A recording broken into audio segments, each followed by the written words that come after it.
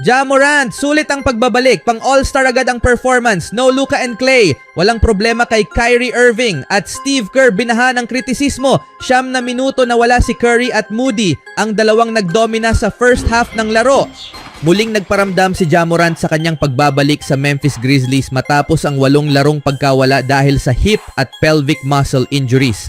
Sa kanyang unang laro mula noong Nobyembre 6, nagtala si Morant ng 22 puntos, kabilang ang 20 sa unang half, 11 assists at pinangunahan ang Grizzlies sa isang dominanteng panalo laban sa Portland Trail Blazers 123-98 nitong Martes ng araw.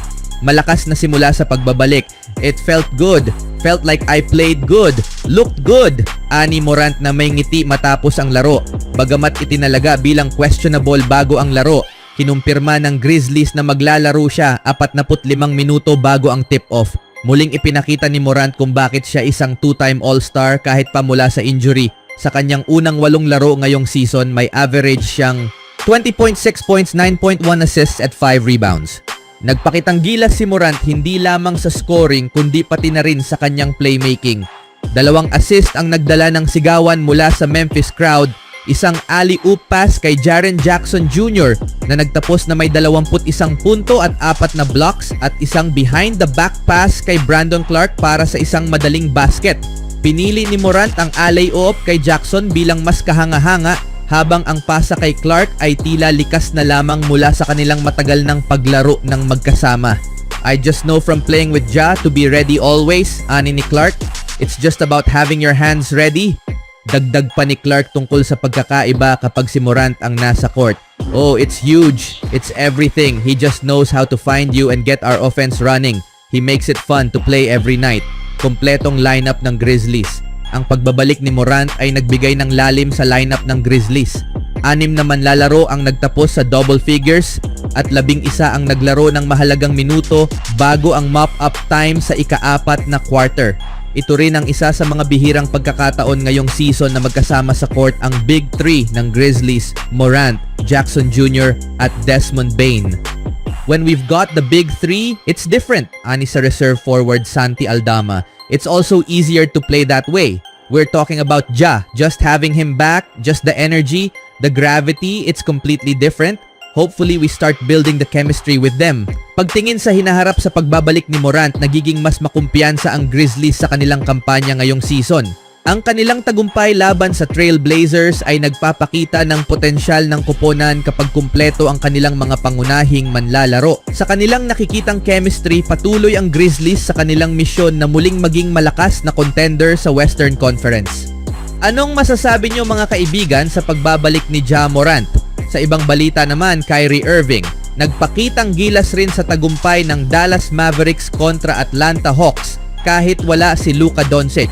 Nakapagtala si Kyrie Irving ng 32 puntos, 6 na assists at 7 rebounds upang pangunahan ang panalo ng Dallas Mavericks laban sa Atlanta Hawks 129-119 nitong Martes ng araw kahit wala ang star na si Luka Doncic. Si Jaden Hardy ay may season high na 23 puntos sa kanyang unang pagsisimula ngayong season para sa Dallas na nanalo ng 5 sa kanilang huling 6 na laro.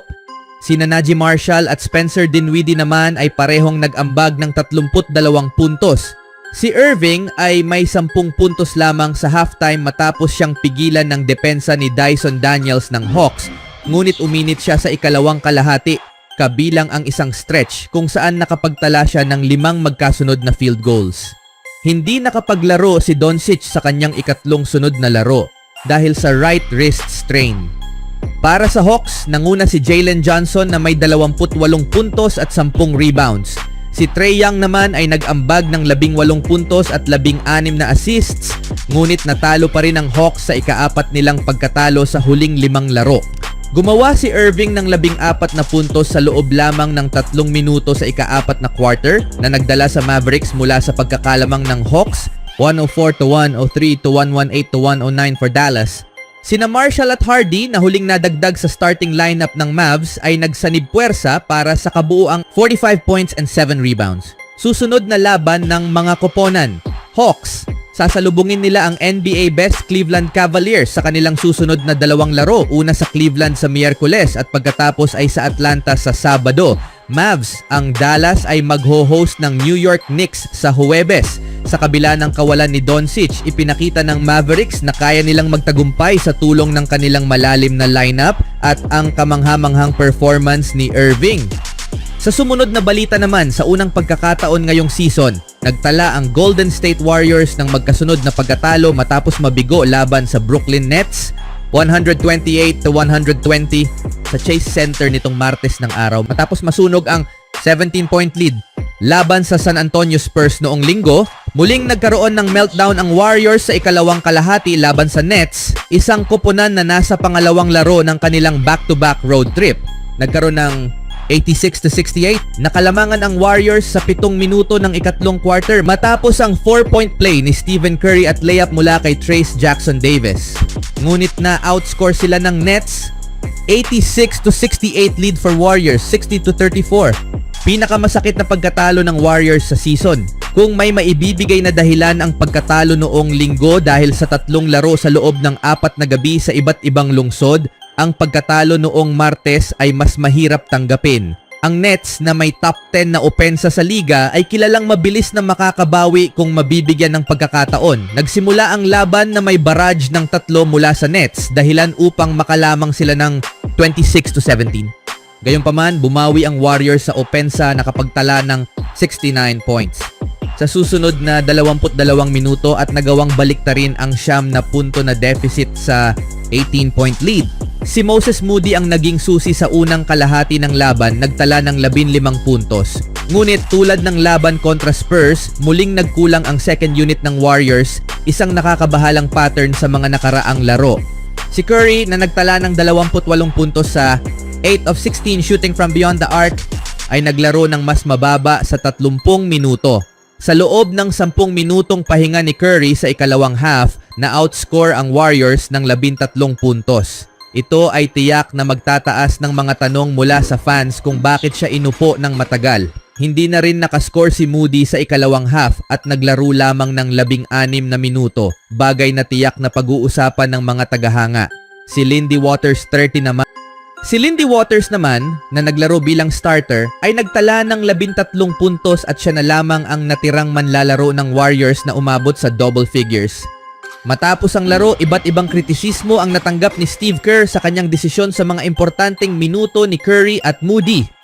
Na ayon pa sa isang fan, Golden State Warriors kontra Brooklyn Nets, nakuha ng Warriors ang 18-point lead sa natitirang 8 minuto sa ikatlong quarter. Gayunpaman, nagpasyang paupuin ni Coach Steve Kerr si Steph Curry sa sumunod na 9 na minuto ng laro. Ang desisyong ito ay nagbigay daan sa Nets na makahabol at kalaunan ay nakuha nila ang panalo laban sa Warriors. Isang fan rin ang nagsabi, malaking tanong kay Kerr kung bakit pinaupo si Curry ng matagal at binabad si Podziemski sa halip na si Moses Moody. At sa laban na ito, ganito sana dinomina ni Stephen Curry at Moses Moody ang first half ng laro. Gumawa ng screen si Moses Moody habang ang habol ni Schroeder ay si Stephen Curry. Kaya nagkaroon ng pagkakataon si Mo na pumasok sa paint. Sa pangalawa, gumawa ng magandang pass si Curry kay Gary Payton. Sa halip na ituloy na ang play, mas nakita niya na nagkaroon ng mas magandang lugar si Moody nang mag-cut ito. At ito pa, habang nakafocus ang halos Nets player kay Curry, nagkaroon ulit ng pagkakataon si Moody na makahanap ng bakanteng lugar sa tulong na rin ni Payton. Ano sa tingin niyo mga kaibigan? Sa pagkakaupo ni Curry at Moody nang matagal sa second half? Even when you feel low, you can still go. Even when you feel slow, you can still go. Even when there's no hope, you can still go. I never answer to no, man, I still go. Go, go.